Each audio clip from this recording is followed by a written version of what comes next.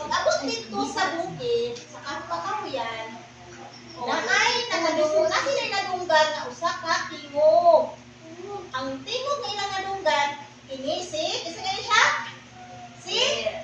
Puso. Oh, oso. Oso. Oso. Oso. Oso. Paminaw. So, oh. Iyon, nahadlok man si Marco og si Iko, and siya nga, hala, usa man nakauso. Mangaon man na siya og bata. Muto nga, ali Marco, mangita ta og ako ang kasakaan kay mukago ka. Muto nga, nangita si Marco og si Iko og kasakaan. Grabe, kay wala man nakasaka si Marco. Oh, wala siya nakasaka. Si Kiko ang nakasaka, kagidiyaan niya si Marco.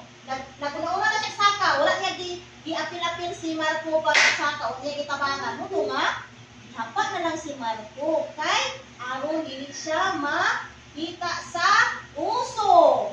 O sa dihang pagduol sa uso, si Kiko ra siya simutan. O, simutan lang siya. Wala siya kaon. Kay, wala man siya gilihok. Sige man siya upulog. Wala din siya gilihok para hindi siya kaunon sa uso. Muna ito nga, hadlok na kay si Marco, kay abi niya kaunon siya. Dayon, gilakaw palayo ang uso. Wala siya kaon sa uso. Dayon, ingon day si Kiko nga, ginaok. Ingon siya nga, Marco, kumusta man ka Marco? Siya nga, wala ko nimo gitabangan. Ano si Marco? Wala ko nimo gitabangan. Ikaw rin naguna-una og saka sa kahoy. Wala ko nimo gitabangan nga makasaka. Kumoto nga, niyaka na lang ko sa yuta. May gani kay wala ko kaon sa puso. Muto nga, ingon din si Marco nga kung amigo ta ko, ikaw ang tinuod nga amigo, imot akong gitabangan. Mura ito nga, ingon din si Kiko nga, sorry Marco, kasunod, hindi na ako usbong, tabangan na taka, kung sa magaling, mga problema.